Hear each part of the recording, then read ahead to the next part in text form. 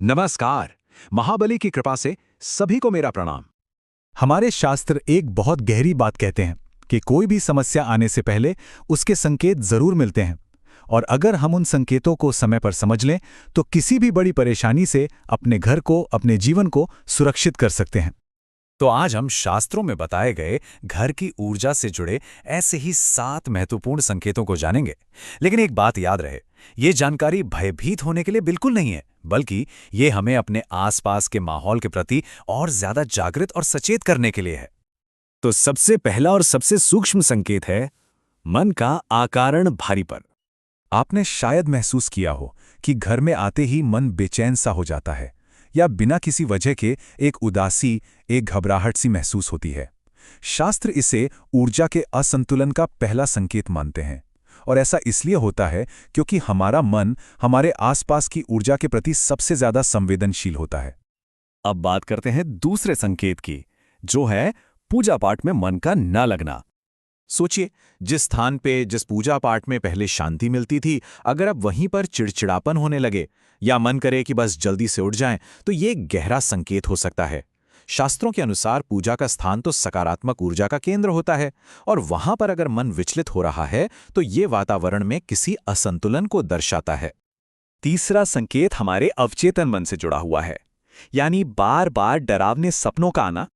जी हाँ, शास्त्रों के अनुसार हमारी नींद और हमारे सपने भी घर की ऊर्जा से सीधे सीधे प्रभावित होते हैं।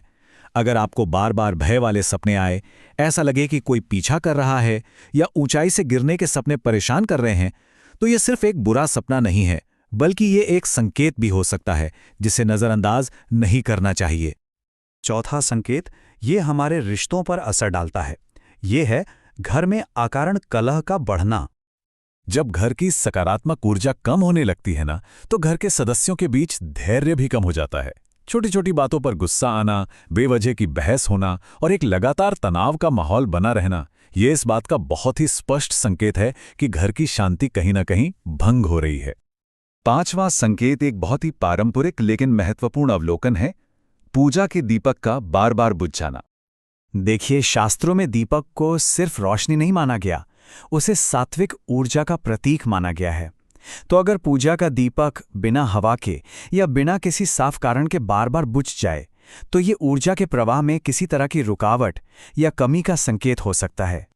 छठा संकेत घर के सबसे निर्मल सदस्यों से मिलता है, यानी बच्चों का अचानक डरना। ऐसा माना जाता है कि बच्चे ऊर्जा के प्रति बहुत ही ज्यादा संवेदनशील होते हैं। अगर कोई बच्चा घर के किसी खास कोने में या कमरे में जाने से डरे, या फिर बिना किसी वजह के अचानक रोने लगे, तो शास्त्र इसे एक बहुत गंभीर संकेत मानते हैं। और अब सातवां और अंतिम संकेत, ये हमारे शारीरिक अनुभव से जुड़ा है। घर में लगातार थकान महसूस होना।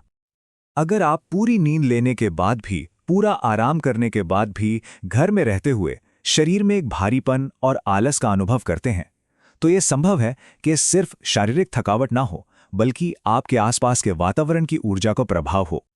तो इन सब संकेतों को जानने के बाद मन में यह सवाल उठना बहुत स्वाभाविक है कि क्या इसका मतलब यह है कि कोई बड़ी समस्या या कोई बाधा आ चुकी है? तो इसका उत्तर है नहीं। इन संकेतों का अर्थ है सचेत होना, जागरूक होना, डरना नहीं।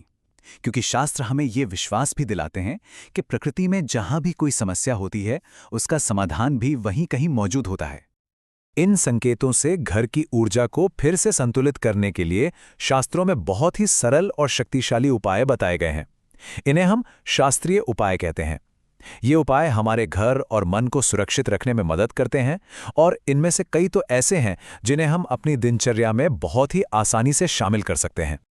अगली प्रस्तुति में हम इन्हीं सरल और प्रभावी शास्त्रीय उपायों के बारे में विस्तार से जानेंगे और समझेंगे कि कैसे अपने घर की ऊर्जा को शुद्ध और सकारात्मक बनाए रखा जा सकता है। महाबली की कृपा से सभी का घर और मन सदैव सुरक्षित और शांत रहे। जय श्री राम।